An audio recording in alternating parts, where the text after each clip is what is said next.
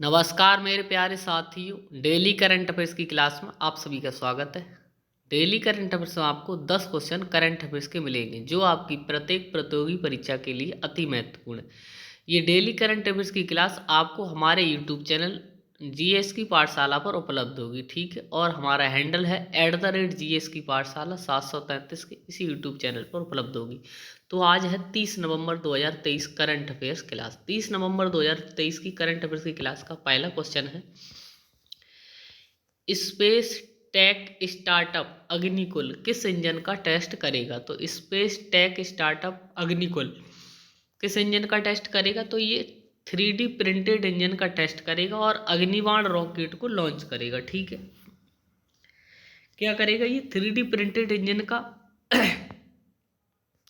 Test करेगा और अग्निबाण rocket को लॉन्च करेगा। ये दुनिया का पहला ऐसा स्पेस 3D प्रिंटेड इंजन होगा ये, ठीक है। इसका उद्देश्य क्या है? इसका उद्देश्य स्वयं को छोटे उपग्रह प्रक्षेपण वाहनों में विशेषज्ञता वाली भारत की दूसरी निजी कंपनी बनना। और भारत की पहली निजी कंपनी कौन सी? Sky root company. कौन सी? Sky root. ये दूसरी बनना चाह रही है, ठीक है। स्पेस टेक स्टार्टअप स्थित कहाँ है? चेन्नई में। कहाँ पर है ये? चेन्नई में स्थित है, ठीक है। अब बात करें स्पेस टेक स्टार्टअप के सीईओ कौन है? Srinath Ravichandran. Space tech startup Agnikul के सीईओ श्रीनाथ रविचंद्रन। और जो है स्पेस टेक स्टार्टअप और इसरो के साथ मिलकर ये काम किया जाए, दोनों कंपनी मिलकर ये काम करेंगे, ठीक है। अगला क्वेश्चन है, हाल ही में ग्राम पंचायत बैंकिंग के लिए ओडिशा सरकार ने किस योजना को शुरू किया। तो हाल ही में ग्राम पंचायत बैंकिंग के लिए ओडिशा सरकार ने AMA बैंक को शुरू किया है। AMA बैंक को शुरू किया है, ठीक है। AMA bank. और ओडिशा के मुख्यमंत्री कौन है? नवीन पटनायक। नवीन पटनायक जी ने इसे शुरू किया है। इस पे खर्चा लगभग कितना आएगा? इस योजना पर खर्च करने में लगभग 500 करोड़ रुपए इस पे खर्च करने में आएंगे। और 30 जिलों में से लागू किया, यानी कि 30 जिलों यानी कि सभी जिलों में से लागू किया गया है। इस योजना को शुरू करने का उद्देश्य ओडिशा के सभी बैंक रहित ग्राम पंचायतों में CSP प्लस बैंकिंग अकाउंटलेट के माध्यम से बैंकिंग सेवाएं प्रदान करना। एक तरह से लोगों को ग्रामीण क्षेत्रों में बैंकिंग सेवाएं प्रदान करने के लिए योजना लाई गई है, ठीक है। अगला क्वेश्चन है, अगले वर्ष की पहली तिमाही में कौन से देश मिलकर संयुक्त माइक्रोवेव उपग्रह लॉन्च करेंगे। तो अगले वर्ष की पहली तिमाही में कौन से देश मिलकर संयुक्त माइक्रोवेव उपग्रह को लॉन्च करेंगे? तो भारत और अमेरिका। कौन? भारत और अमेरिका मिलकर लॉन्च करेंगे। भारत का इसरो और अमेरिका का नासा, ये दोनों स्पेस जो है अंतरिक्ष स्टेशन है, दोनों मिलकर इस उपग्रह को लॉन्च करेंगे, ठीक है। भारत और USA, NASA, ISRO think tank aperture radar उपग्रह को लॉन्च करेंगे। कौन सा? थिंक टैंक एपर्चर रडार उपग्रह को लॉन्च करेंगे। लॉन्च करने का उद्देश्य क्या? उद्देश्य व्यापक पृथ्वी अवलोकन के लिए डिजाइन करना। ये व्यापक पृथ्वी अवलोकन के लिए डिजाइन किया गया है संयुक्त माइक्रोवेव उपग्रह, ठीक है। अगला क्वेश्चन है, कहाँ पर भारत की सबसे बड़ी सर्कुलर रेलवे स्थापित की जाएगी। तो भारत की सबसे बड़ी सर्कुलर रेलवे कहाँ स्थापित की जाएगी? बेंगलुरु में। कहाँ पर? बेंगलुरु में स्थापित की जाएगी। इसकी लंबाई होगी 287 किलोमीटर। इसकी लंबाई हो कितनी? 287 किलोमीटर इसकी लंबाई होगी। इसकी घोषणा की है रेल मंत्री अश्वनी वैष्णव जी ने इसकी घोषणा की है। इसका बजट कितना है? 7 करोड़ रुपए इसका बजट है, ठीक है। अगला क्वेश्चन है, रेल हॉट माइनिंग क्या है, जो हाल ही में चर्चा का विषय बनी हुई है। तो रेड हॉल माइनिंग क्या है? ये कोयला निकालने की एक विधि है। क्या है? कोयला निकालने की एक विधि है। इसमें 100 मीटर तक गड्ढे खोदे जाते हैं। 100 मीटर गड्ढा खो जाता है और उसके बाद, और ये रेड होल माइनिंग बेहद खतरनाक विधि है। ये कैसी है? बेहद खतरनाक विधि है। इसमें ऊर्ध्वाधर गड्ढे खोजे जाते हैं और 100 मीटर तक गहरा गड्ढा खोदा जाता है, ठीक है। रेड होल माइनिंग जो है सुरक्षा बेहद खतरनाक है। सुरक्षा की दृष्टि से इस पर क्या है? इसमें सुरक्षा उपायों का अभाव है, संरचनात्मक अस्थिरता है और हानिकारक पदार्थों के संपर्क में आना भी है। तो इसको क्या है, जो एनजीटी ने इस पर 2014 में भारत के नेशनल ग्रीन ट्रिब्यूनल एनजीटी ने इस पर प्रतिबंध लगा दिया था, किसका, रेड ऑयल माइनिंग पर। ठीक है, नेशनल ग्रीन ट्रिब्यूनल ने 2014 में इस पर प्रतिबंध लगा दिया क्योंकि ये बहुत ही खतरनाक। अभी हाल ही में जो है उत्तराखंड में भारत के 41 मजदूर ऐसा ही माइनिंग में खान में फंस गए थे। ठीक है, तो अब वो सुरक्षित निकाल लिए, काफ़ी दिन तक वो बेचारे उसी में बंद रहे, काफ़ी मशक्क़त के बाद उनको सकुशल बाहर निकाल लिया गया है। ठीक है, तो इसीलिए रॉट ऑयलिंग माइनिंग चर्चा का विषय बनी हुई थी न्यूज में। अगला क्वेश्चन है, हाल ही में भारत श्रीलंका का कौन सा संयुक्त सैन्य अभ्यास संपन्न हुआ है? तो भारत श्रीलंका का कौन सा संयुक्त सैन्य अभ्यास संपन्न हुआ है? मित्र शक्ति 2023। कौन सा? मित्र शक्ति 2023 युद्ध अभ्यास अभी संपन्न हुआ है और ये 12 दिन तक चला। कब चला? 12 दिन तक चला। इसकी शुरुआत हुई थी 16 नवंबर को। कब? 16 नवंबर से इसकी शुरुआत हुई थी। इसमें भारतीय वायुसेना और भारतीय थल सेना ने भाग लिया।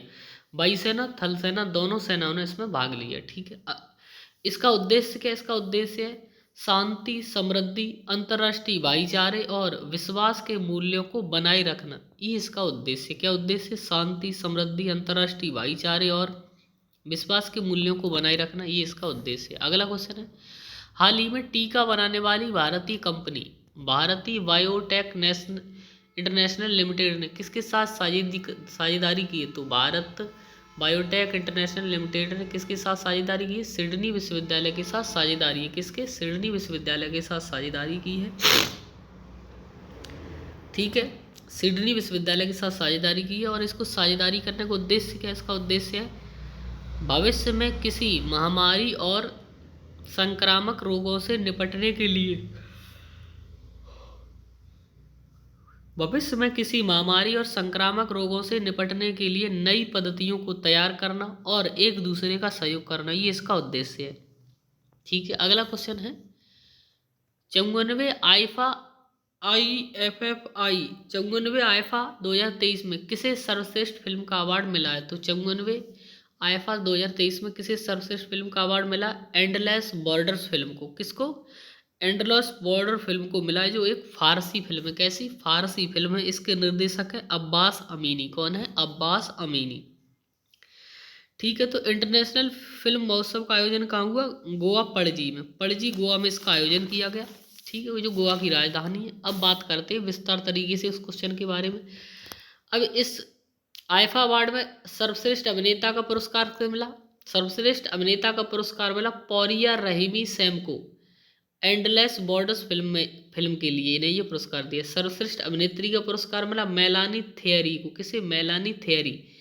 किस फिल्म के लिए? पार्टी ऑफ फूल्स के लिए। पार्टी ऑफ फूल्स फिल्म के लिए इन्हें पुरस्कार मिला। सर्वश्रेष्ठ निर्देशक का पुरस्कार मिला स्टीफन कोमोडेरेव को। सर्वश्रेष्ठ निर्देशक का पुरस्कार मिला स्टीफन कोमोडेरेव।